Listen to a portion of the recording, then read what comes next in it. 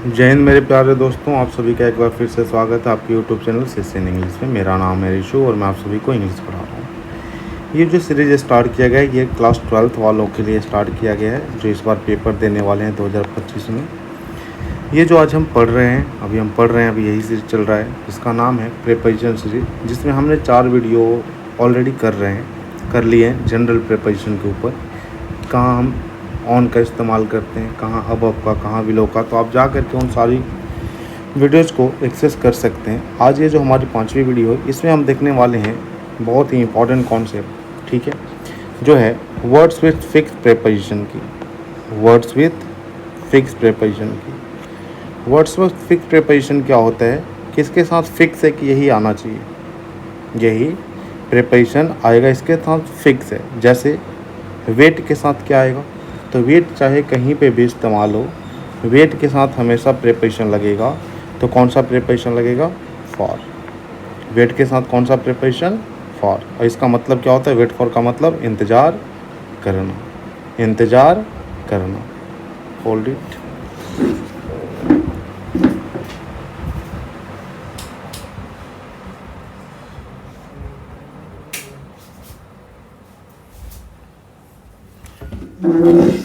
Okay, हाँ, तो हम क्या बता रहे थे कि वेट फॉर का मतलब क्या होता है, तो वेट फॉर का मतलब होता है इंतज़ार करना। जब भी वेट आएगा, वेट के साथ एक फिक्स प्रिपरेशन है कि क्या आना चाहिए, तो आना चाहिए फॉर। जैसे I waited for you, I waited for you, she is waiting for her result. I waited for you, that means मैंने आपका इंतज़ार किया था। She is waiting for her result, वो अपने रिजल्ट का इंतज़ार कर रही है। लेकिन सबसे इम्पॉर्टेंट कॉन्सेप्ट एक और है यहाँ पे कि वेट फॉर का ही मतलब एक और होता है। जैसे या तो आप लिख लें वेट के साथ फॉर, या फिर आपको नहीं लिखना है तो वेट फॉर का ही एक और मतलब होता है अवेट। और अवेट के साथ कोई प्रिपरेशन नहीं आता, अवेट के साथ कोई प्रिपरेशन नहीं आता, लेकिन दोनों का मतलब सेम होता है। तो जहाँ पे आप वेट फॉर लिख रहे हैं, जैसे यहाँ पे वेट फॉर आपने लिखा, तो इस वेट फॉर को हटा करके आप क्या लिख सकते हैं, awaited. I waited you, I awaited you, ऐसा आप कर सकते हैं। ठीक है, चलिए आगे की बात हम करते हैं। तो सेकंड हमारा प्रिपरेशन है part from part with, part from part with. और इम्पॉर्टेंट होता है वही आपके पेपर के लिए जहाँ पे एक के साथ एक से ज़्यादा लगाए जाते हैं प्रिपरेशन। तो पार्ट के साथ फ्रॉम भी आता है और पार्ट के साथ हमारा विद भी आता है। अब बात आती है कि पार्ट के साथ विद हम कहाँ इस्तेमाल करेंगे और पार्ट के साथ हम फ्रॉम कहाँ इस्तेमाल करेंगे। तो देखिए, दोनों का मतलब होता है, पार्ट फ्रॉम कह लें या पार्ट विद कह लें, दोनों का मतलब ही होता है अलग होना। दोनों का मतलब क्या है, अलग होना। लेकिन दोनों अलग होना भी अलग अलग सेंस में होते हैं।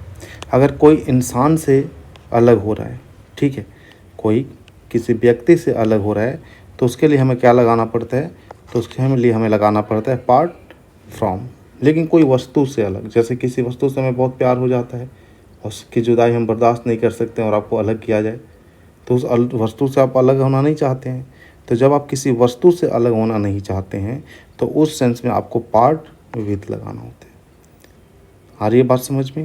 साथ साथ आप कमेंट करते रहें ताकि हमें भी पता चले कि हाँ आप लोग को समझ में आ रहा है नहीं आ रहा है, क्योंकि मैं कमेंट देखते रहता हूँ, लेकिन मैं नाम वाम नहीं लेता हूँ कि ये इसने कमेंट किया उसने किया, क्योंकि वो जब करने लग गया तो फिर बातचीत स्टार्ट हो जाएगी, फिर जल्दी कंप्लीट नहीं हो पाएगा।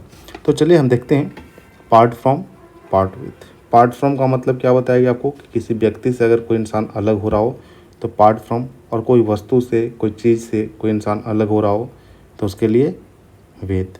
तो देखिए पहला,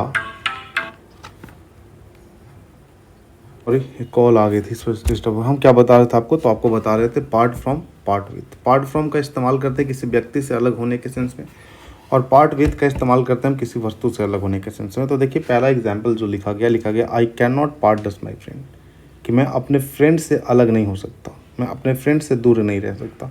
तो आपका फ्रेंड क्या है, पर्सन है। और अगर कोई पर्सन है तो पर्सन के लिए आपको क्या बताया गया, तो आपका आंसर होना चाहिए सर पर्सन के लिए हमें बताया गया पार्ट फ्रॉम। तो आप यहाँ पे क्या इस्तेमाल कर देंगे, पार्ट फ्रॉम। पर सेकंड देखिए लिखा है हिज बुक, अगर हिज बुक लिखा है तो हिज बुक क्या है, ऑब्जेक्ट। और अगर ये ऑब्जेक्ट है तो ऑब्जेक्ट के सेंस में हमें क्या लगाना है, तो विथ। तो आप क्या लिखेंगे, विथ। ठीक है, कि I can not part with his book, कि मैं उसके किताब से अलग नहीं हो सकता क्योंकि मुझे किताब वो बहुत ज़्यादा प्यारी है, बहुत ज़्यादा पसंद है, आप ऐसा कह सकते हैं। फिर देखिए नेक्स्ट जो हमने एग्जाम्पल लिखा, नेक्स्ट एग्जाम्पल क्या है, she can not part her mother, वो अपने माँ से अलग नहीं हो सकती। तो उसकी माँ कौन है, पर्सन है।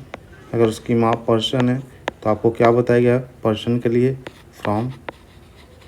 यहाँ देखिए कह रहा है I can not part dash my belongings, मैं अपने वस्तुओं से, मैं अपने बिलोंगिंग्स से, सामान से अलग नहीं हो सकता। सामान क्या होगा, ऑब्जेक्ट होगा, वस्तु होगा। तो यहाँ पे आप क्या लिख देंगे, ठीक है।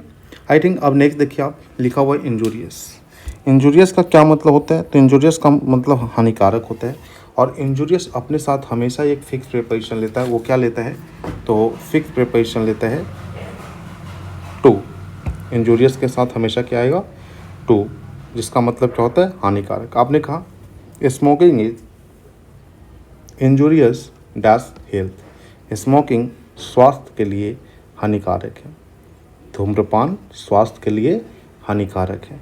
तो आप यहाँ इंजूरियस देख पा रहे हैं, तो इंजूरियस जैसे आपको कुछ नहीं देखना।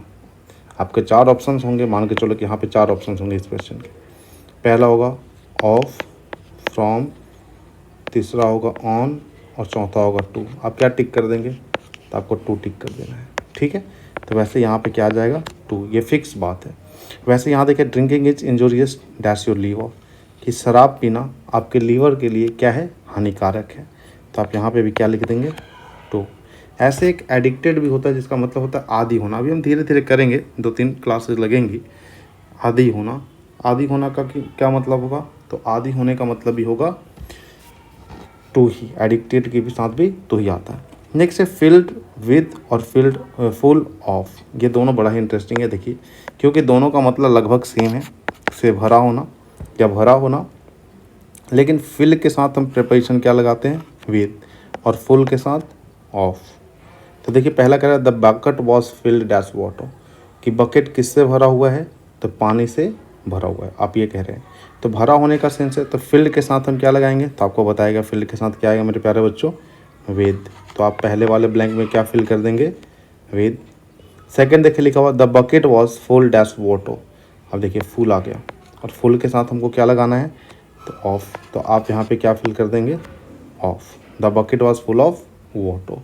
नेक्स्ट है I fill the mug dash coffee, filled, filled के साथ क्या लगाना हमें, विद। अच्छा एक बड़ा ही इंपॉर्टेंट फैक्ट ये भी है कि आप लोग शेयर करते नहीं हैं वीडियो को, और लाइक भी कर दिया करें। जो भी पहले आ रहे थे स्टूडेंट्स, वो भी हमें लगता नहीं देखते हैं सारे स्टूडेंट, ठीक है। खैर कोई नहीं, जो भी सीरियस है उनके लिए ही वीडियो बनाया जाए, चाहे वो 10 हो 20 हो, उससे मतलब नहीं है। लेकिन हाँ, थोड़ा सा एंथुसियाज्म बन जाता है अगर आप लोग अच्छे से रिस्पॉन्स करते हैं तो ये मेरा रिक्वेस्ट है कि आप वीडियो को लाइक कर दिया करें, सब्सक्राइब कर दिया करें चैनल को, और साथ ही साथ बेल आइकन को भी प्रेस कर दिया करें ताकि आपको आने वाली वीडियो की अपडेट मिल जाए। तो ऐसा कर देंगे तो कुछ होगा नहीं आपको, उसमें कुछ बिगड़ेगा नहीं, लेकिन मेरा थोड़ा सा एंथुसियाज्म आएगा कि हाँ चलो भाई मैं मेहनत कर रहा हूँ तो रिस्पॉन्स कर रहे हैं बच्चे, ठीक है। अब देखिए नेक्स्ट जो आता है हमारा, वो आता है डिप्राइव। डिप्राइव या फिर बेरेफ्ट, दोनों का मतलब होता है से वंचित। क्या होता है दोनों का मतलब, से वंचित, मतलब किसी चीज़ से मना कर दें। तो अगर आपने ऐसा लिखा है तो पहला देखिए क्या लिखा आपने, he was bereft dash his rights. आप क्या कह रहे हो, उसे अपने अधिकार से वंचित कर दिया गया, उसे अपने अधिकार से वंचित कर दिया गया। तो वंचित करने के सेंस में आपको क्या बताएगा, 2 स्पेलिंग, एक डिप्राइव और एक क्या, बेरेफ्ट।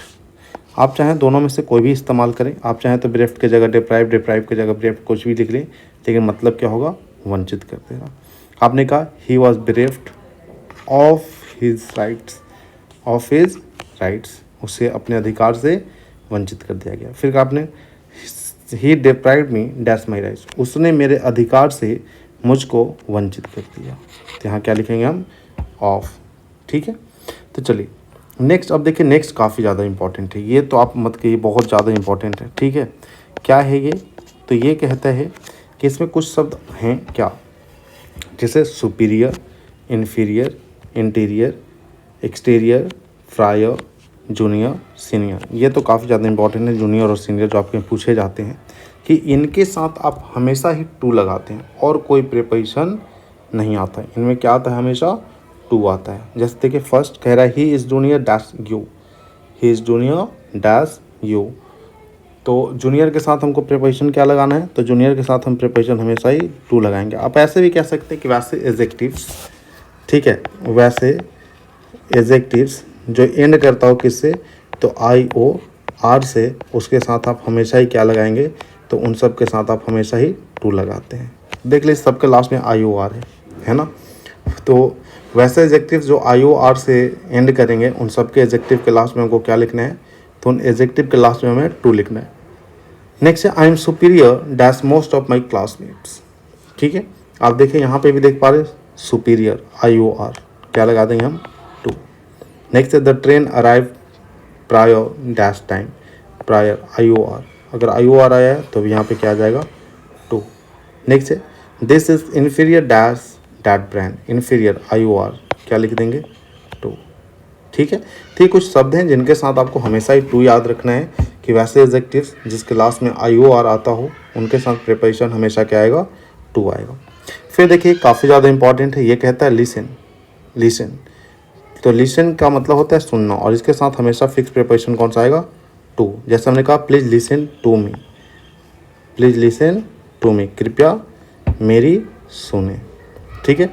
आई listen dash old songs, listen मतलब सुनना, मैं पुराने गाने सुनता हूँ, तो यहाँ पे सुनने का सेंस है तो टू।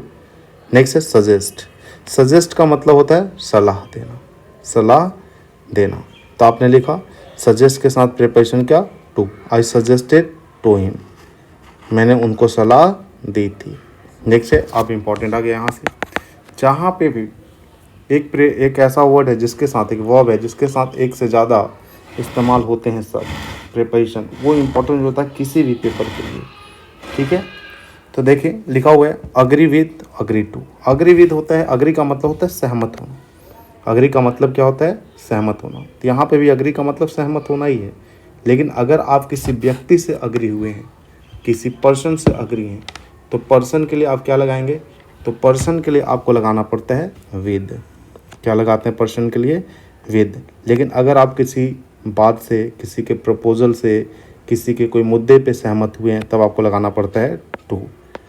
तो किसी व्यक्ति से सहमत के लिए विद, और किसी व्यक्ति से, किसी बात से सहमत के लिए, किसी मुद्दे पे सहमत होने के लिए, किसी प्रपोजल पे सहमत होने के लिए टू। तो आइए देखिए, कह रहा आई अग्री डैश यू, कि मैं तुमसे सहमत हूँ, यू कौन है, पर्सन है, अगर यू पर्सन है तो पर्सन के लिए आपको क्या बताएगा, तो पर्सन के लिए आपको बताएगा कि इसके साथ क्या आएगा, विद, तो यहाँ पे हम क्या लिख देंगे, विद। फिर आपने कहा I agree dash your proposal, आप देखिए प्रपोजल प्रस्ताव, तो प्रस्ताव क्या है, प्रस्ताव, प्रस्ताव तो कोई पर्सन नहीं है ना, प्रस्ताव अगर पर्सन नहीं है तो यहाँ पे क्या लिखेंगे हम, टू। ये कहता है सी अग्री डैश मदर, वो अपने माँ के से सहमत है, तो माँ कौन है, पर्सन, और माँ अगर पर्सन है तो इसके लिए हम क्या लगाएंगे, तो इसके लिए हमें लिखना पड़ेगा विद, ठीक है। चलिए नेक्स्ट देखिए, कहता है अवेल ऑफ, अवेल ऑफ कहने का क्या मतलब होता है, तो अवेल ऑफ कहने का मतलब होता है फ़ायदा उठाना, लाभ उठाना, फ़ायदा उठाना या फिर लाभ उठाना। अब देखिए फ़ायदा उठाना और लाभ उठाना के सेंस में तो हैं, देखते हैं जहाँ तक हो पाता है, ठीक है। हाँ, अवेल ऑफ कहने का मतलब क्या होता है, लाभ उठाना या फिर फ़ायदा उठाना। हमेशा इसके साथ फिक्स प्रीपोजिशन है, कौन सा, ऑफ, चाहे कुछ भी हो प्रीपोजिशन क्या आना चाहिए, ऑफ आना चाहिए। तो आप क्या लिखेंगे, I availed myself dash the opportunity, ठीक है, I availed myself dash the opportunity, मैंने खुद से, स्वयं से मौके का फ़ायदा उठाया या मौके का लाभ उठाया। नेक्स्ट है please avoid your self, please avail your self dash the golden chance, मैं कह रहा हूँ कि कृपया अपने आप को, स्वयं को इस गोल्डन चांस से, इस गोल्डन चांस से क्या करें, लाभ उठाएं। तो यहाँ पे अवेल आ गया, अवेल आते ही आपके मन में आना चाहिए कि फिक्स प्रीपोजिशन क्या आएगा, ऑफ आएगा। नेक्स्ट है annoyed with, annoyed at, annoyed with, annoyed at, अब दोनों का मतलब होता है चिढ़ना, क्या मतलब है दोनों का? चिढ़ना। लेकिन जब किसी व्यक्ति से, ये भी काफ़ी इंपॉर्टेंट है कि यदि आप किसी व्यक्ति से चिढ़ते हो तब आपको विद का इस्तेमाल करना है। और अनॉयड का इस्तेमाल एट के साथ हम कब करेंगे? जब आप किसी बात पे चिढ़ जाते हो। आप व्यक्ति से नहीं चिढ़े, उसके बिहेवियर से चिढ़ गए हैं, उसके बात से चिढ़ गए हैं, या कुछ ऐसी चीज़ें जिससे आप चिढ़ गए हैं, उस व्यक्ति से ना होकर के किसी और चीज़ से, तब आप क्या इस्तेमाल करेंगे? तब आपको इस्तेमाल करना पड़ता है यहाँ पे एट। ठीक है, तो देखिए समझिए। अब आप कहते हैं कि I am annoyed dash you. You कौन है? पर्सन। और अगर पर्सन है तो पर्सन के लिए हम क्या लिखेंगे? तो पर्सन के लिए आपको बताया गया कि यहाँ लिखेंगे हम विद। पर यहाँ मैं कह रहा हूँ सेकंड में कि आई अनॉयड डैश योर इडियोसी। ठीक है, इडेसी कहते हैं बेसिकली। इडेसी क्या होता है? मूर्खता। कि मैं तुम्हारी मूर्खतापन से क्या हो गया हूँ? परेशान हो गया हूँ, चिढ़ गया हूँ। तो आप उस इंसान से नहीं हुए हैं, उसका जो बिहेवियर है, जो मूर्ख जैसा वो करते रहता है, आप उससे चिढ़े हैं। तो मूर्खता से चिढ़ने का मतलब क्या है? तो मूर्खता से चिढ़ने का मतलब है कि यहाँ पे उस इंसान से नहीं, उसके बिहेवियर से हैं। तो बिहेवियर कोई पर्सन तो है नहीं, तो यहाँ पे आपको लिखना पड़ेगा एट। फिर मैंने कहा we are annoyed dash the cacophony. अब ये आवाज़ हो ही रही है। कैकोफोनी मतलब शोर शराबा, कि हम लोग शोर शराबा से चिढ़ गए हैं। तो क्या शोर शराबा कोई पर्सन है? नहीं।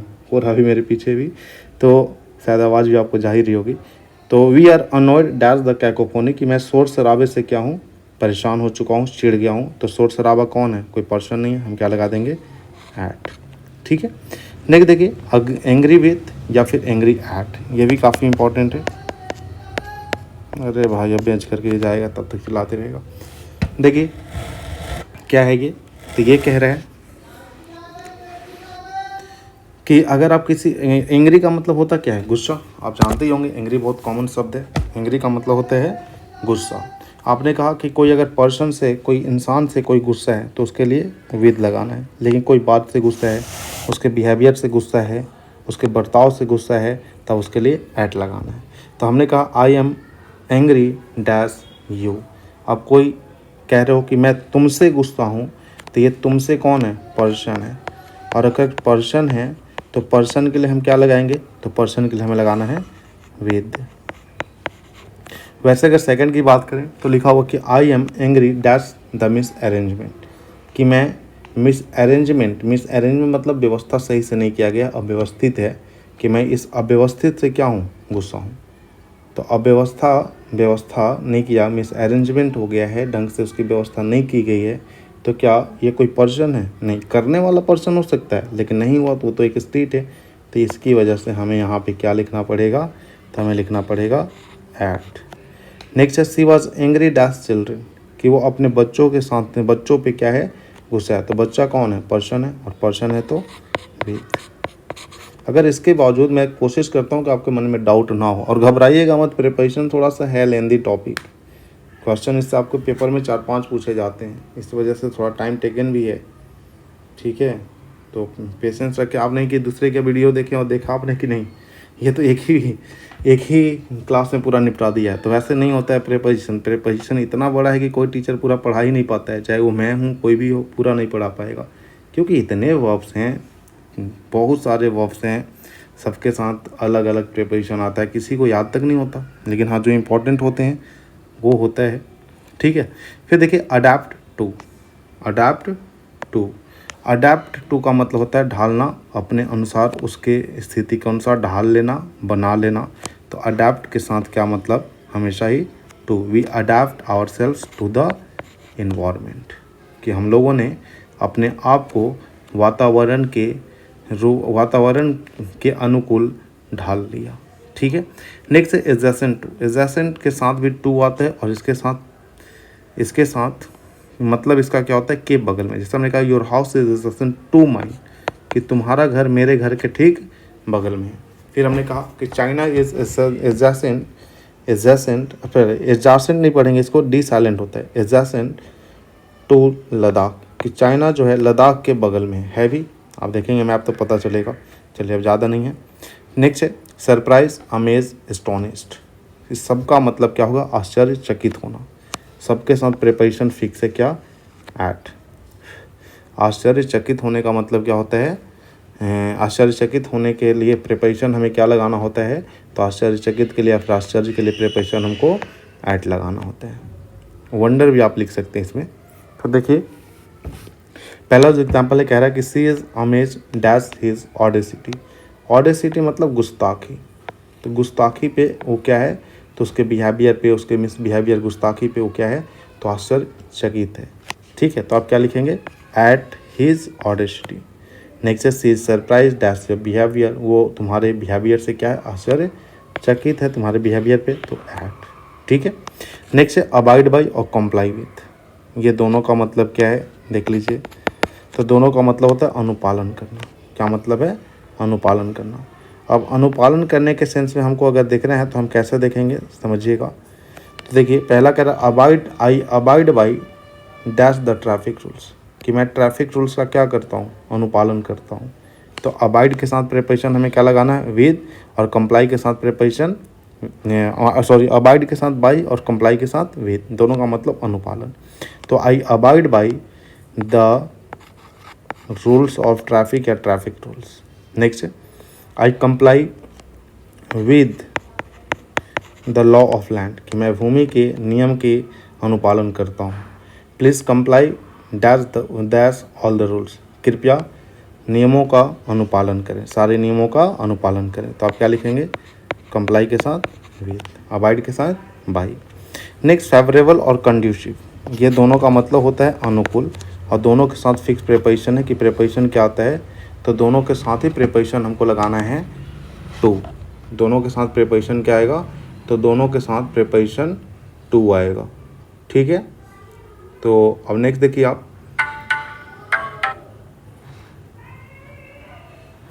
चलिए आइए तो हम देख रहे थे फेवरेबल और कंड्यूसिव, ये दोनों का मतलब क्या है, तो अनुकूल। अनुकूल मतलब अकॉर्डिंग, आपके अकॉर्डिंग। ठीक है, तो इसका मतलब क्या होता है, तो इसका मतलब है फेवरेबल टू, कंड्यूसिव टू का मतलब अकॉर्डिंग टू, मतलब कह लें आप के अनुकूल। आपने कहा कि this climate is not conducive dash my health, कि ये जो क्लाइमेट है ये मेरे स्वास्थ्य के लिए कंड्यूसिव नहीं है, मतलब स्वास्थ्य के लिए कंड्यूसिव नहीं है, मतलब स्वास्थ्य के अनुकूल नहीं है। नेक्स्ट आपने कहा it is not favourable dash students, कि ये स्टूडेंट्स के लिए, छात्रों के लिए अनुकूल नहीं है, उनके लिए अच्छा नहीं है। तो आपने लिख दिया टू। तो फेवरेबल हो कंड्यूसिव हो, दोनों के साथ हमें क्या लगा देना है, टू। नेक्स्ट है प्रेफर, प्रेफरेबल के साथ दोनों का मतलब होता है ज़्यादा पसंद करना। ऐसे ज़्यादा प्रेफर का ही यूज होता है आपके पेपर में, प्रेफरेबल नहीं ही पूछा जाता है, क्योंकि जब एडजेक्टिव से बनाता है तब प्रेफरेबल पूछता है। तो आपने कहा कि प्रेफर के साथ हमको क्या लगाना है, टू। इसका मतलब होता है से ज़्यादा पसंद करना। हमने कहा I prefer tea to coffee, मतलब कि मैं चाय ज़्यादा पसंद करता हूँ कॉफ़ी से, मैं चाय ज़्यादा पसंद करता हूँ कॉफ़ी से। फिर आपने कहा I prefer death to slavery, मैं गुलामी से स्लेवरी मतलब गुलामी और डेथ मतलब मृत्यु, कि मैं गुलामी से ज़्यादा पसंद कर लूँगा मृत्यु का, मतलब कि मैं गुलाम होना नहीं चाहूँगा। ठीक है, तो प्रेफरेबल के साथ आपको प्रिपोजिशन फिक्स क्या लगाना है, टू। नेक्स्ट है ऑब्लाइज्ड, ऑब्लाइज्ड के साथ भी आपको टू ही लगाना है, जिसका मतलब होता है कृतज्ञ या फिर एहसानमंद। ठीक है, कृतज्ञ या फिर एहसानमंद। ऑब्लाइज्ड के साथ भी प्रिपोजिशन क्या आएगा, to. I am obliged to you, I am obliged to you, मतलब मैं आपका एहसानमंद हूँ या फिर मैं आपका कृतज्ञ हूँ। फिर आपने कहा people are obliged dash the government for free electricity, कह रहे हैं कि जो लोग हैं वो गवर्नमेंट के क्या हैं, एहसानमंद हैं या फिर कृतज्ञ हैं, किस लिए, तो फ्री बिजली, फ्री इलेक्ट्रिसिटी की वजह से। तो हम भी यहाँ पे ऑब्लाइज्ड आ गया, तो ऑब्लाइज्ड की वजह से हम क्या लगा देंगे, टू। तो ये हमारे कुछ फिक्स प्रिपोजिशन थे जिनको हमने अभी ख़त्म किया, और भी हैं, इसका एक दो और आएगा। ठीक है, भले ही आपको इसमें थोड़ा सा पेशेंस रखना पड़ेगा, इसी वजह से मैं बिल्कुल लास्ट में लेकर के जाता हूँ। आप दूसरे टीचर से कंपेयर ना करें। ठीक है, जब आप सेट बनाएंगे आप अपने प्रीवियस से लगाएंगे तो आपसे बनेंगे। ठीक है, तो चलिए हम फिर मुलाकात होगी हमारी नेक्स्ट क्लास में। मैं इसका PDF आपके जो चैनल है हमारा CCN English by Rishabh Patel के नाम से, मैं उस पर ही अपलोड कर दूँगा।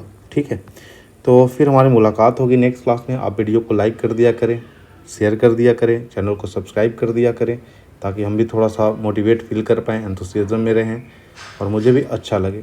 और कमेंट तो ज़रूर किया करें। ठीक है, मैं प्लान कर रहा हूँ 1-2 दिनों में हिंदी की भी कक्षा स्टार्ट हो जाएगी आपकी, ठीक है। बाकी जो आपके टॉपिक है मैं भी वो भी चाह रहा हूँ कि लिटरेचर वाले जो बच गए थे वो भी ख़त्म करा दूँ, ठीक है। तो चलिए फिर मुलाकात होगी हमारी नेक्स्ट क्लास में। Thank you very much and Jai Hind to all of you.